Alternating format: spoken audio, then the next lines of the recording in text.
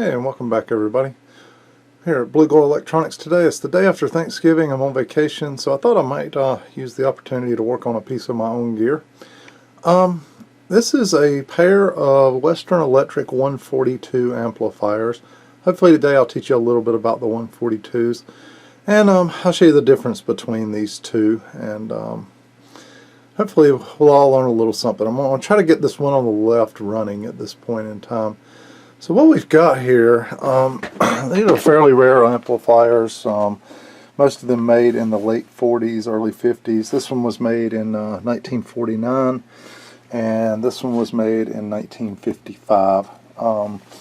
This one's all intact at this point in time, all original, never been modified, and I'm somewhat tempted to keep it that way, although I would like to get it running. I've never powered it up myself, to be honest.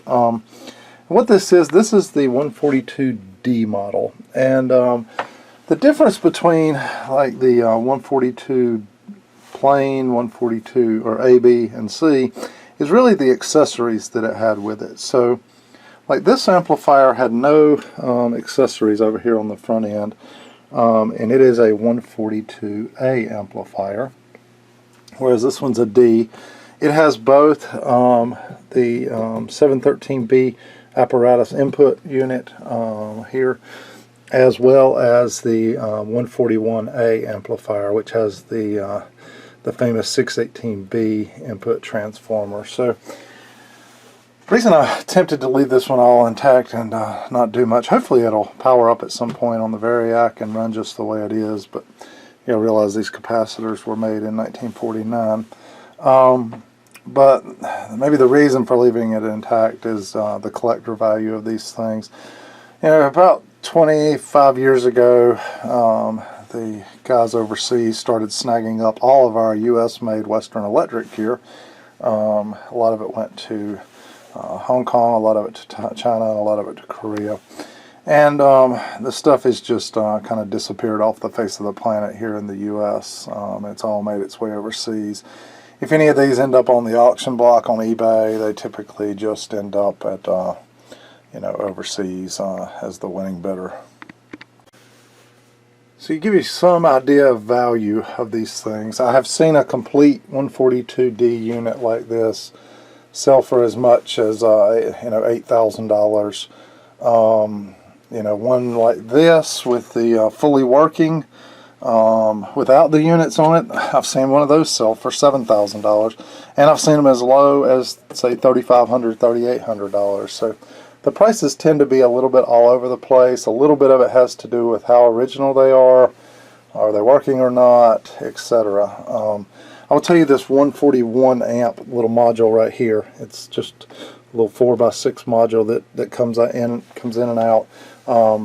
Recently on eBay, those things have been selling for around $2,000 to $2,200 just for that little module. People are buying up these 618B input transformers. Reason being, you put a pair of those together and you have one of the best step-up, phono cartridge step-up transformer setups on the planet. So highly sought out for that. And then this 618D, not quite as desirable, but still nonetheless an expensive transformer. As you can see, these things run a pair of 6S and 7s on the front end, two 350Bs and or 6L6s. I'd love to have a quad of 350Bs for this amplifier, but a nice pair of 350Bs these days are about $1,000, so I just have not sprung for that. And then it uses a 5U4 here on the for the power supply. So this amp, interestingly enough, I purchased on eBay a couple of years ago.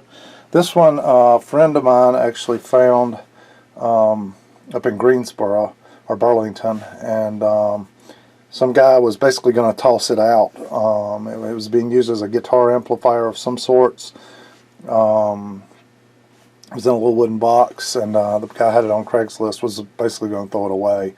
And a buddy of mine bought it from him, and then I bought it off of my buddy. But the this one, when I snagged it off of eBay, bottom line was the guy had a couple of these, and he sold one and just like this. I mean, they matched, they mate to this. He had two of them. The other one sold for right at $7,000, and then he put this one up for sale, and but he listed it with a dead power transformer here, and I ended up snagging it. I think it was around $1,300, maybe $1,800 for this amplifier with the dead power transformer. And then hang on one second. Okay, so I sent it off to a guy named Gary Brown up in Maine at a company called TRS, Transformer Rewinding Service. The guy's been around forever, well known in the ham radio industry for rewinding transformers, and the guy literally took the transformer that was on this amplifier that was burned up, took it apart, removed all the potting, dug it out by hand, rewound the transformer back to spec, and then has mounted it back together. And honestly, you would never tell this from the factory transformer.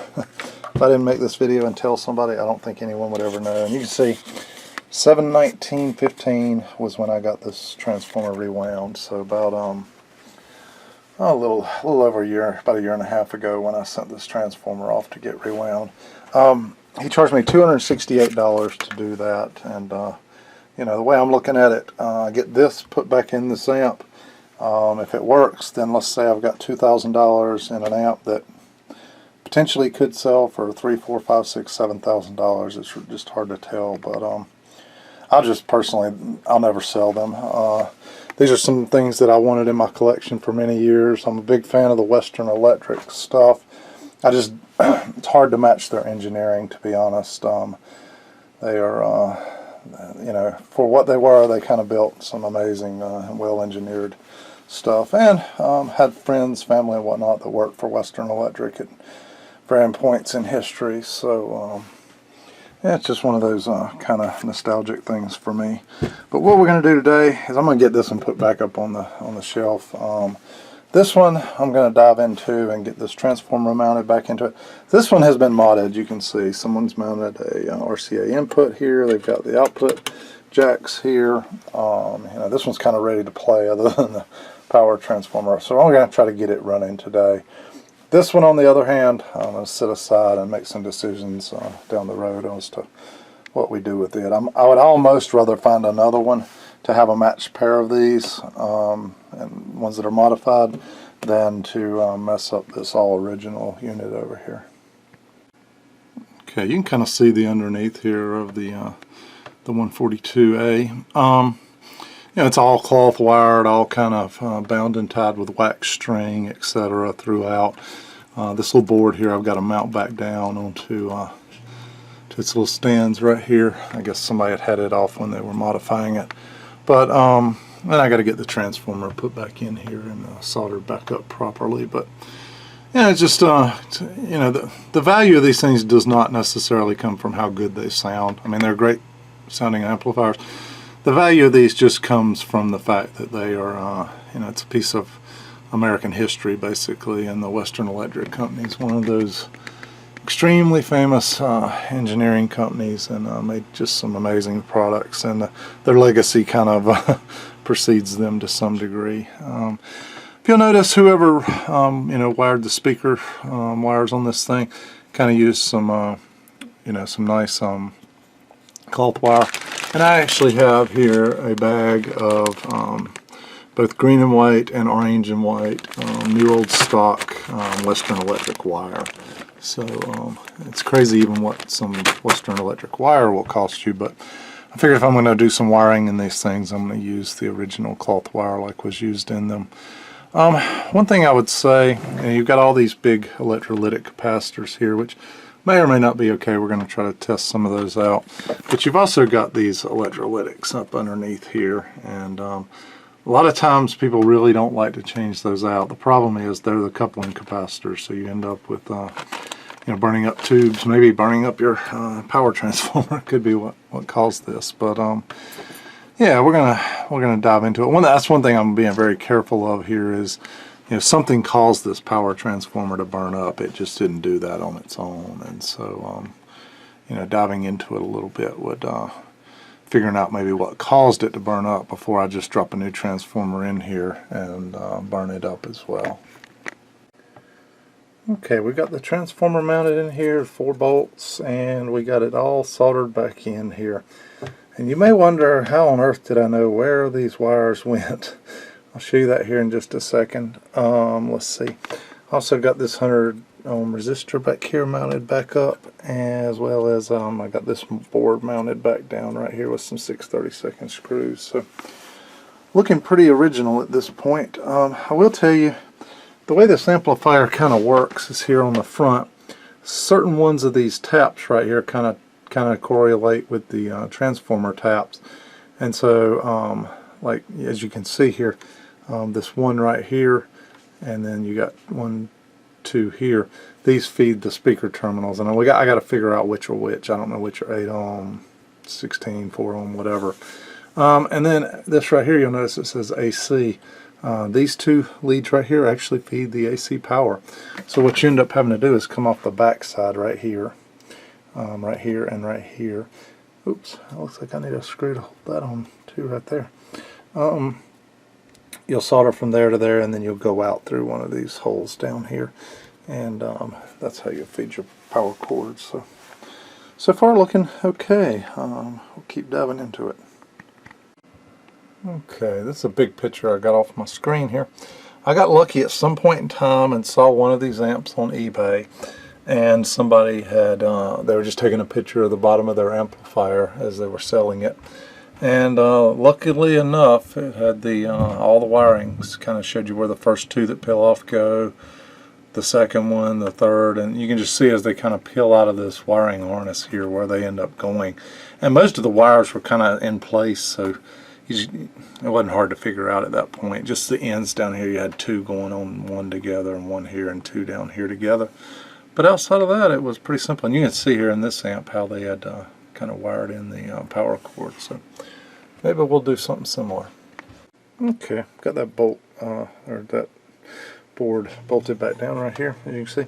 I've been using just some button heads like I use on a lot of amplifiers for right now. I'm going to hold this stuff down with it, but eventually what I'm going to do is kind of take pictures of my other little unit and keep it on my phone, and I'm going to try to find some period correct screws, bolts. You know, as I'm out and about at Hamfest, you know, you find junk gear everywhere, and you're like, oh, that screw looks just like what I need to take this thing back original. So eventually we'll get all these 3 here and this one kind of back to original, the way this thing came from the factory.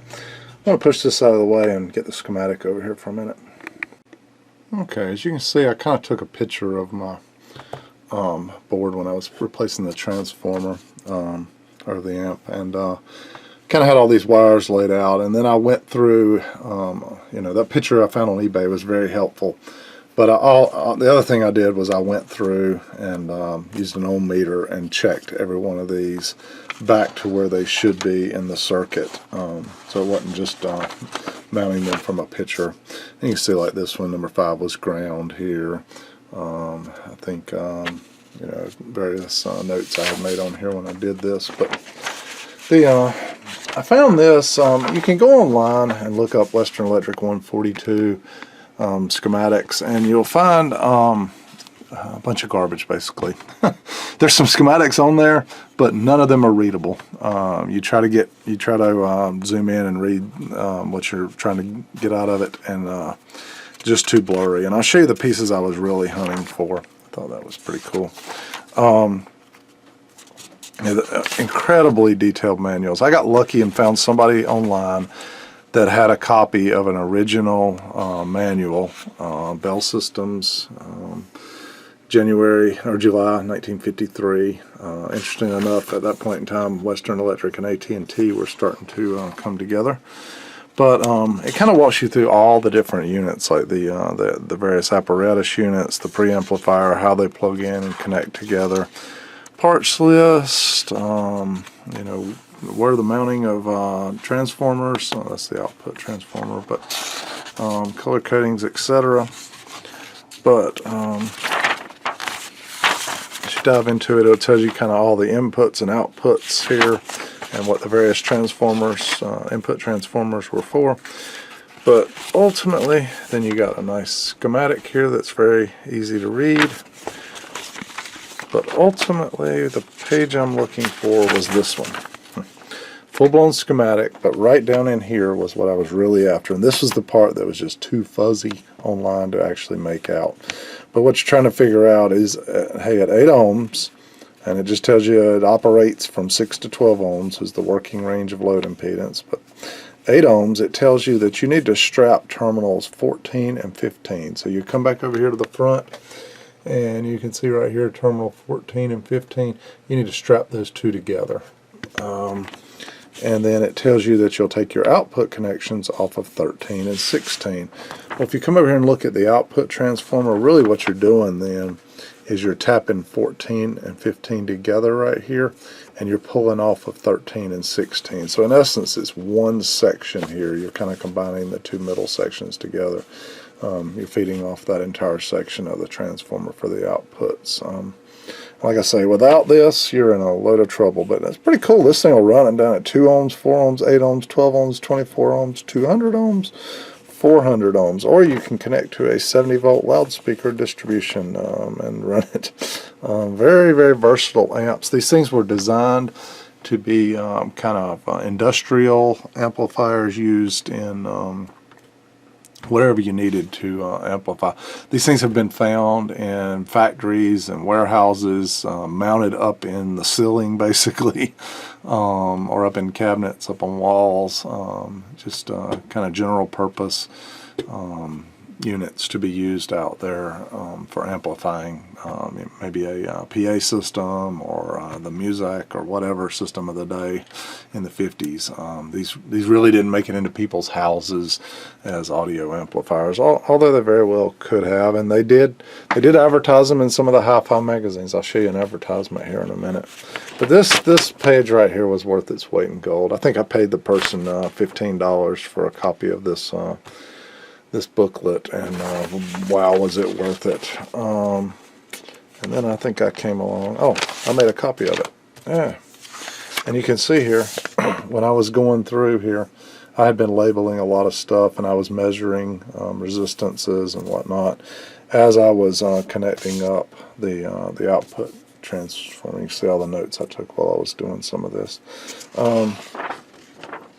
And as you can see, I've got some notes here on where you hook up your RCA inputs on this thing to feed them, etc. Some of these things I've been doing over time, not all here in the last day when I'm making this video. Every once in a while, these things will kind of catch my desire to do something with them, and I'll piddle with them a little bit and do a little bit. I'm not in a big hurry. If it takes me a year to get this thing running, so be it. Earlier, I think I was doing a video, I think I said the word electrolytic under here. These capacitors very well may not be electrolytics. I think they're coupling caps, and I think they're kind of oil sealed, but we're going to check that out as well. And because the last thing I want to do is plug this thing up, have some kind of shorted capacitor open, and cause an issue. Okay, I'm going to get this thing wired up right. I've disconnected the 3 here that feed all the way back, and I'm only going to run 2 of these. I just really want an 8 ohm tap is all I'm after. Actually, I might need to do the 8 and the 16 now that I think about it. But and these are the jumpers needed in place, so or that were being used. Well, maybe we'll do something a little cleaner than that. But yeah, I'll hook up the 8 and the 16 ohm taps. Okay, as I look at it here, 8 ohm says it'll tap. I should strap 14 and 15, and I should run off of 13 and 16. And then I'm going to use the 12 ohm tap for the 16, because if you look at it, it says it operates from 9 ohms to 18 ohms, whereas this 24 ohm tap goes from 18 to 36. So on that one, I'll have to tap 13 to 15, and then 14, 16, and 17 all together. So we'll get those done real quick. A couple things I'm doing differently. When I pulled out one of these wires, I'm just going to hook up the 8 ohm connection at this point in time. I want to do some more research. This is scaring me a little bit. This thing says it will operate from 9 to 18 ohms. And you know, a 16 ohm load could go up to 20, 22 ohms real easy. And the same as this next one up really doesn't get down into the 16 ohms. So before I hook that up and cause any issues on a 16 ohm load, I'm going to play it safe now with just the 8 ohm load. and I'm going to do some research. I might have to learn to speak in another, or type in another language to get the answers I'm wanting, but the other thing I did is I rerouted these things. I'm going to come down and follow the original kind of wiring chassis here. They were originally coming all the way over into here, around over here, and on right in through here, which is all in the middle of a bunch of AC. You've got your high voltage primaries here, you've got 110 volt fuse here, you've got your voltage regulator. I just don't like running speaker wires through you know, 60 cycle or 120 volt stuff, or much less the high voltage stuff. So I'm going to follow it along over here, get it tucked nice and neat, and come out. The other thing I did, I just made a jumper here on the inside. I came and soldered across two little ticks right there, versus trying to make some kind of little weird wire strap. It just makes it safe, and since this amp's not original to begin with, you know, if it was, I would have been a little more hesitant to go soldering on the inside of it. But we're going to get these wired up. And I was not crazy about using these little, something about that just did not feel right on a vintage amplifier of this category. So I'm going to end up stripping these and just kind of mounting them here. Okay, I like that a lot cleaner, and it's probably the way it was done back in 1955. Got the wires all ran around here. It's bugging the heck out of me. I cannot stand to see a strip tie in a vintage amp like this. I've actually ordered some wire wrap stuff. It's just an ancient art that I've always wanted to learn. So as soon as this stuff shows up, I'm gonna wire wrap these things in with the remainder of the chassis and get the old plastic strip ties out of here. It's just I don't know.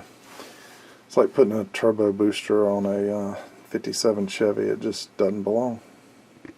Okay, like I said, I've been piddling with these things for a couple years, and one of the things I did along the way, if you'll notice, here's I think there's 8 of them in here, a nice little stack of metal plates I had laser cut. Found a shop online, and I got those and these cut. Looks like I got 4 of those. And they were dirt cheap. God, I want to say about 20 some bucks for both of these. But I'll end up painting them gray. And what these do, they were amps originally, and neither one of the ones I have actually have them on it. These amps originally would have had a metal plate across them right here and right here to kind of cover this up. Because imagine, you know, somebody walking up the front of the amp and getting their finger right there, and that's where the AC power would be feeding. It'd light you up like a Christmas tree. Some of these amps didn't have them on the front because these things came one of 2 ways. Either standalone, or you could get them in a nice metal cage. If they were in the metal cage, it wasn't as big a deal because it was locked up inside the cage. That's why you don't see these face plates on a lot of them. But since this one's not going to be in one of the cages, I'm going to put the metal plates, drill both ends out, and mount them right here. Paint them gray, and these plates, let me show you where they go. Okay, those plates would go right here. In other words, the way these amps worked originally, you could you could mount an input apparatus here for a microphone. You can mount input here for phono or different kind of input, and then or you could just get the amp plain, and these are covered up. And a lot of times they came with 2 pieces here, but I got some single plates I could paint gray and put one big one right here and just tap it with two of these. What I like to have is 2 matching amps, and this would help me get there if I ever chose to. But I don't know what I'm going to do with the 142D. It's too nice to kind of tear apart almost. It's kind of like one of those, what do you call it, in the old muscle car, a Survivor, and sometimes you just leave them the way they are. But well, let's keep going on this thing. As I'm going through the amp checking stuff out, one thing that scares me a little bit, if you see right here, this is the choke on top. There's only 2 connections, but you can see this one has been soldered on before.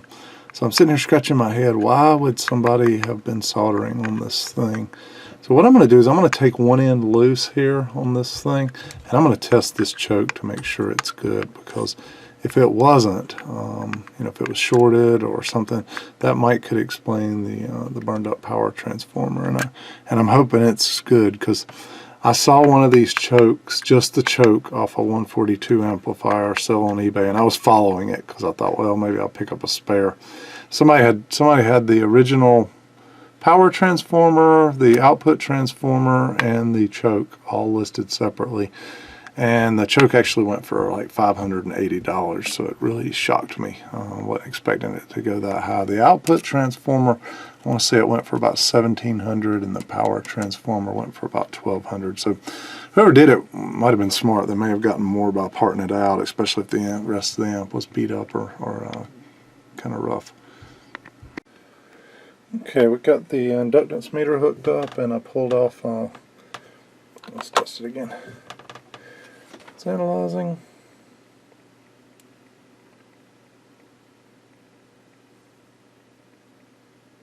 Yeah, we got roughly 3.8 ohms, and let's see, DC resistance 112 ohms. That's not bad. Test frequency did it at 1 kilohertz, so that's not bad at all. I think the choke is actually good. And just to be sure here, I've got a voltmeter, 113 ohms, so pretty darn accurate, to be honest. We're good with the choke. And we got the choke soldered back in. Kind of glad I didn't win that other one on eBay now. Let's see what's next. I want to check out some of these capacitors here and see what they're testing. Okay, been going through and testing all these capacitors along this bank right here, and thus far they've all tested right in range, believe it or not. They're all Cornell Doubler 0.05 microfarad capacitors, which is coming up here. All of them are testing about the same, you know, and they're all around the 50 nanofarad, which is the right value for these. Let's check them for leakage and see what we end up with. Okay, I've got my high voltage probe leads here across the first capacitor, and on the Sprague telemic I've got it calibrated right now for 600 volts. If you notice, I push the white button here, we're at 600 volts right there. And I've got it set on a 6 amp range right now, so when we come along now and flip the test on, you can see here we've got, let's take it up a little bit, we've got about 0.8 or 9 amps of leakage on that capacitor right there. So not great, not horrible, but certainly has some leakage, and you'd probably expect that from some capacitors from 1955. Okay, and keep in mind I'm testing these in circuit, but most of them are coupling capacitors between tube stages, and I've got the tubes pulled out, so for the most part we're going to be okay on these. Let's flip the switch on this one, and we've got about 0.6 amps of leakage on that capacitor. I'm kind of torn, because it's one of those things, these things may define the signature sound of this amp, but at the same time it's a little more leakage than I would like to see. I'd like to be able to drop down to the 0.6 scale and see it way over here at 0.01 amps, but we'll keep testing. Okay, we've got it on the next one. And let's see here.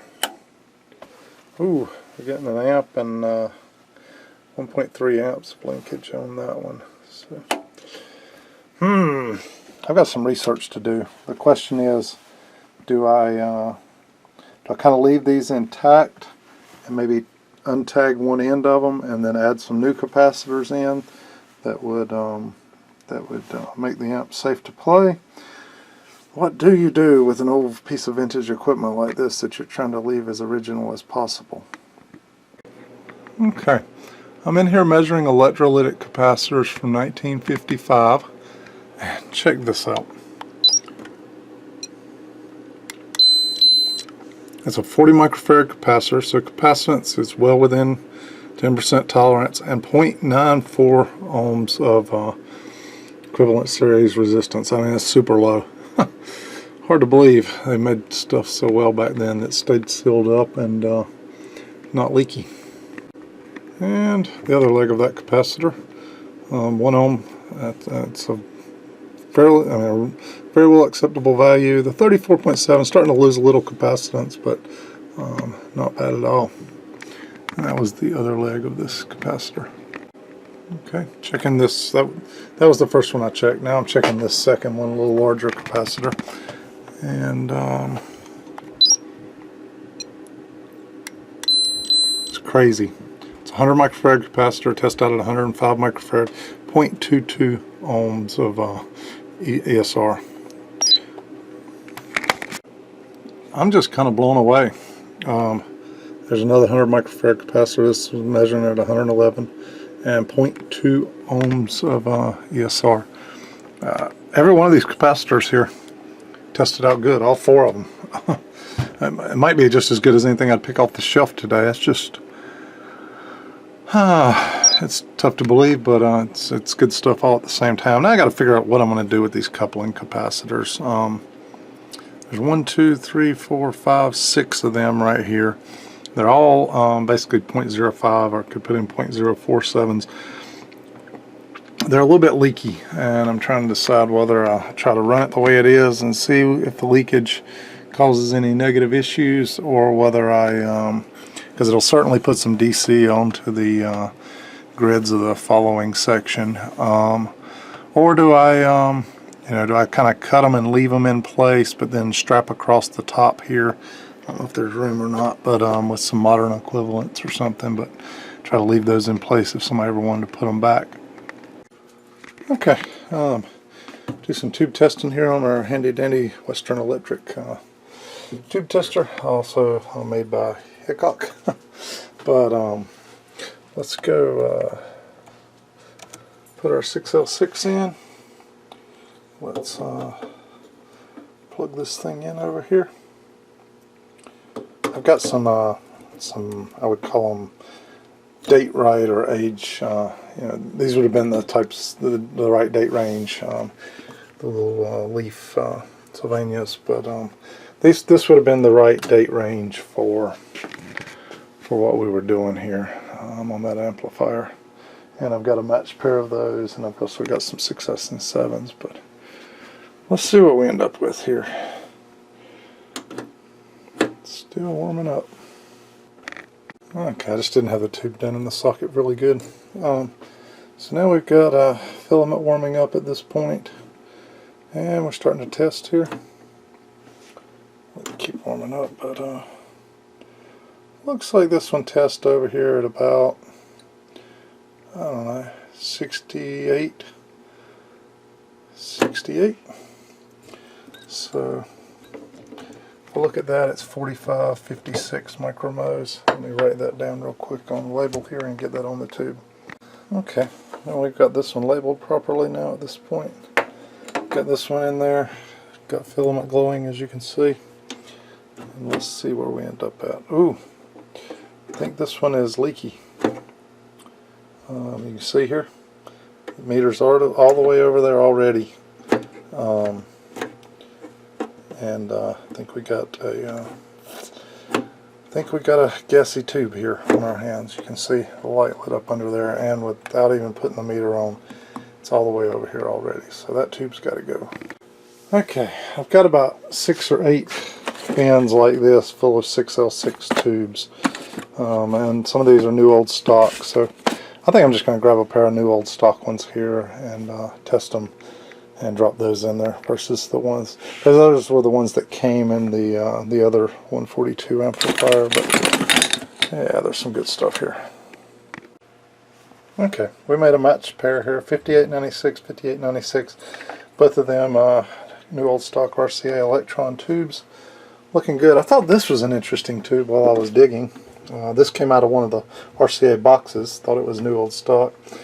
This thing actually tests slightly better than the others, right there at 87. Interestingly though, Let me pull this thing out. It's a it's an old etched base Sylvania with the, kind of the square plate in this thing, much like the looks a lot internally like the 350Bs. So interesting to find, but nonetheless, we'll get these in the amp and check out the 6S and 7s. All right, we've got a set of tubes ready to go. Match pair of outputs. Those matter the most as far as matching, because this is a push-pull amplifier. Got the two 6S and 7s. They're not too far off, and then this 5U4G is testing good. So we're in good shape to get it back on the bench. Okay, we got them mounted now. I could probably pay better attention to which side of the tubes I put the stickers on, but at this point I'm just doing a functionality test. I'm going to go ahead and bring this thing up even with those old coupling capacitor and just see how it performs. If it toasts these tubes right here, I'm not really worried about it. I've got lots and lots of them, but see how it plays. Get it on the meter and see what happens. Hopefully we don't have smoke as part of this test. Okay, we've got speaker outputs on this thing at this point. We've got being fed in via just an audio generator. Got the AC being fed in here, hooked up to a variac, and we're going to see what happens here. Okay, I've got the bench light turned off so I can see filaments glowing, plates glowing inside of tubes, sparks flying, whatever. Got the oscilloscope on, got the 1 kilohertz tone on, got the variac down here off. Matter of fact, it's set on 30 volts right now. Use my foot here and turn it on. And if you notice here on our little kilowatt, it's hard to read because it's 41.4 volts right now. We're going to let that sit a few minutes. See if we can then turn it up a few notches here. Let's see, that's up to 50 volts.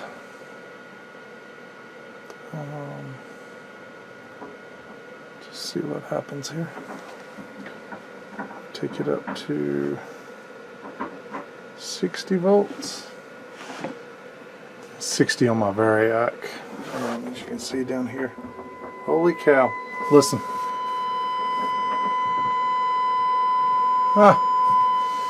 We have music. I'm running at actually 66.2 volts right now. And there we go. We got a sine wave output. A little bit of noise on it, indeed. We're going to let this thing keep warming up a little more. That's at 78 volts, and I'm going to have to turn the drive down a little bit or I'll run myself out of this room.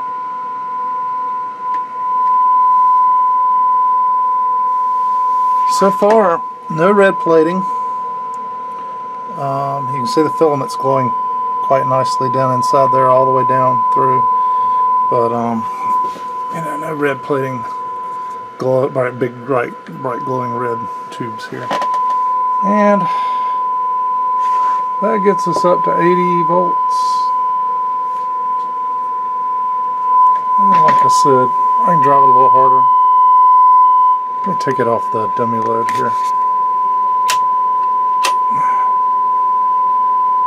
Oops. There we go. Alright, now I can drive it harder and not kill my hearing. Whoops. Wait a second. Let me get it to retrigger.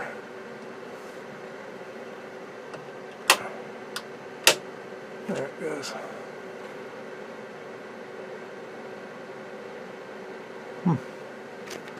0.2 volts out. That's not looking horrible.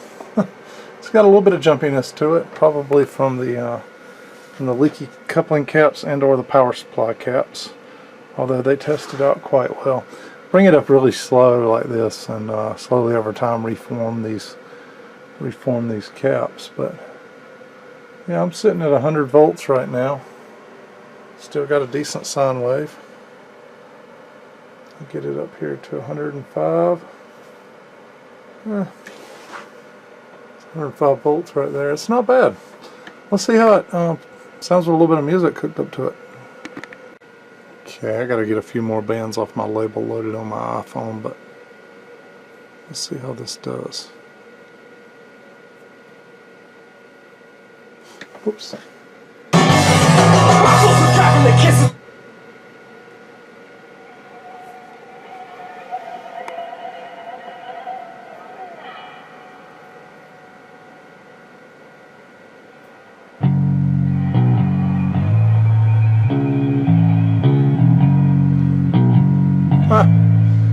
It's actually sounding really good.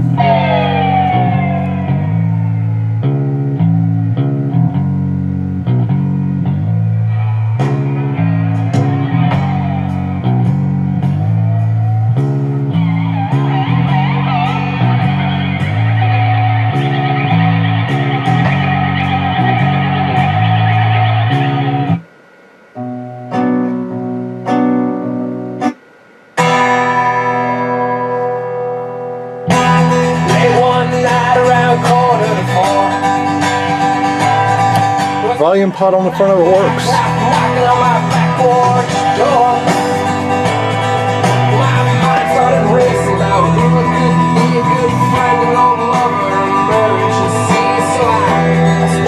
That's just exciting.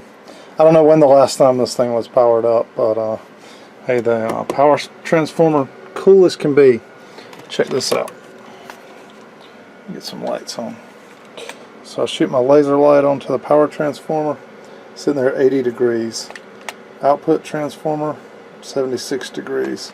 Choke, sitting at 82 degrees. Electrolytic capacitor, 72, 72, 76, 72.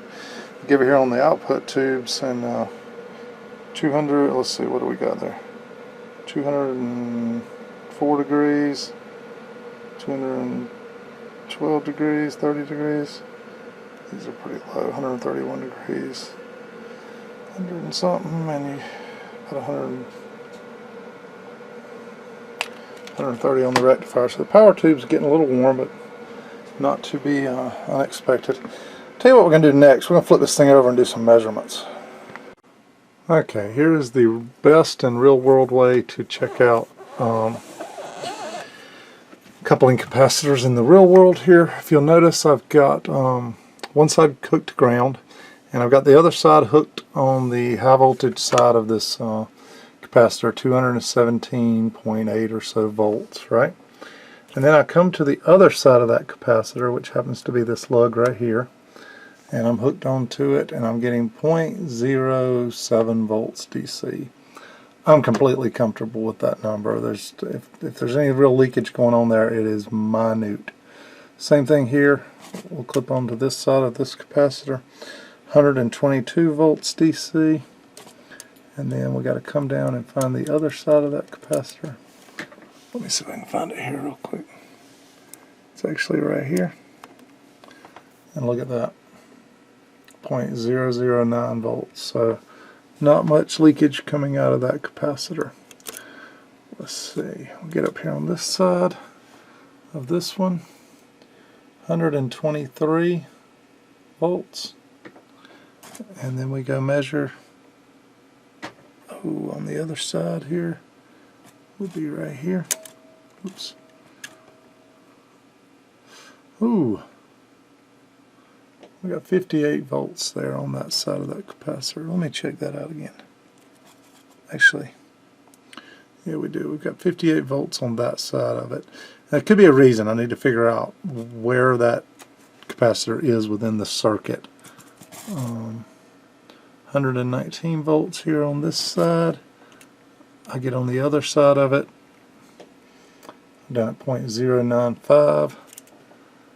Let's see, this side of this one, 160 volts.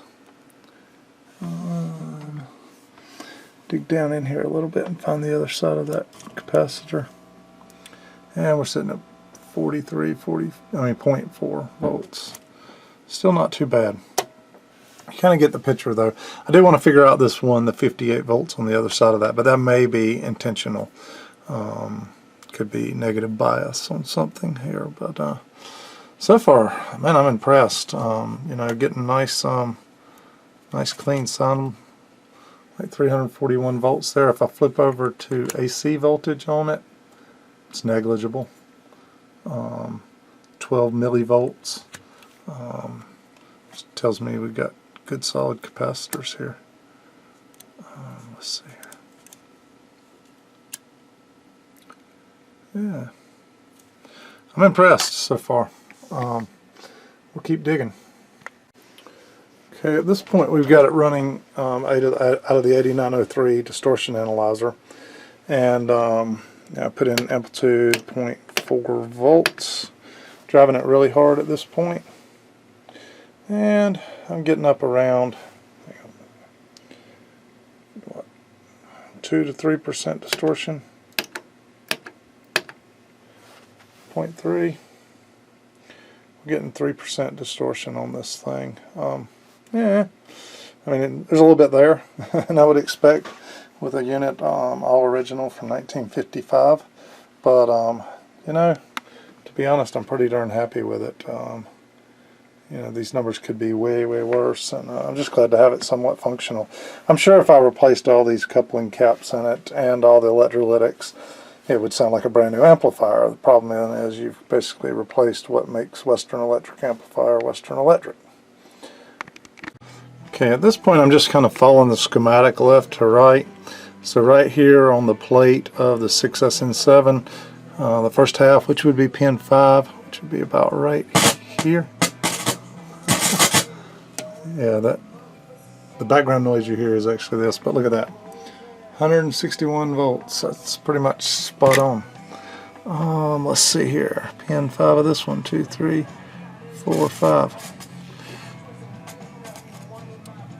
And it's supposed to be 120 volts, 122 volts. You can see right here, 120 volts.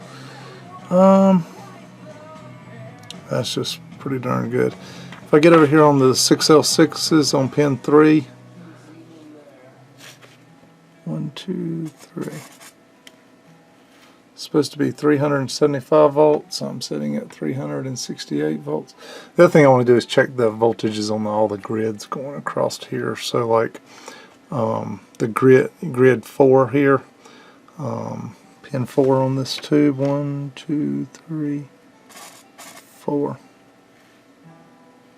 Whoops, I'm sorry. 1, 2, 3. Yeah.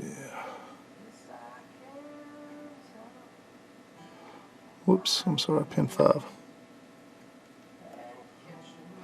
Okay, pin 5 here of for the grid. Pretty low, exactly. That's good to see. I'm gonna have to, it's kind of hard to see up in there. I'm going to put the camera down to measure this next one. Okay, maybe we don't get in here and replace these capacitors, because I checked the grids of all these tubes here. This one, this one, this one, this one, this one, and I'm sitting at less than 0.1 volts of DC on any of those grids, which is pretty darn amazing if you ask me.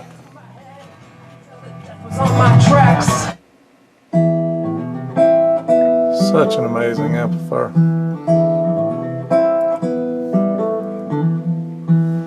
10 years ago, on the family farm, I found my father dying in the barn. He pulled me close, and with his final breath said, "There's nothing in life that's stronger than death."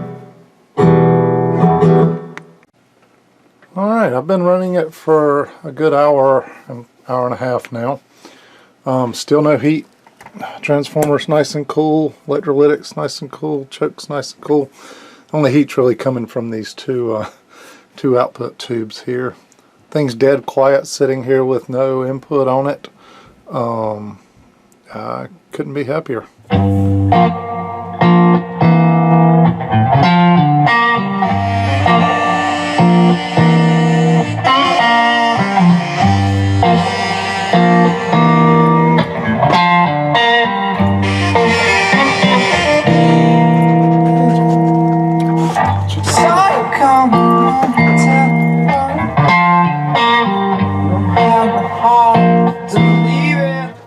Alright, Alright, we're going to wrap this video, leave it there, and now I've got itching for a pair of 350B tubes and to get the other one up and running. So stay tuned for more. Hope you enjoyed this one. Thanks everybody.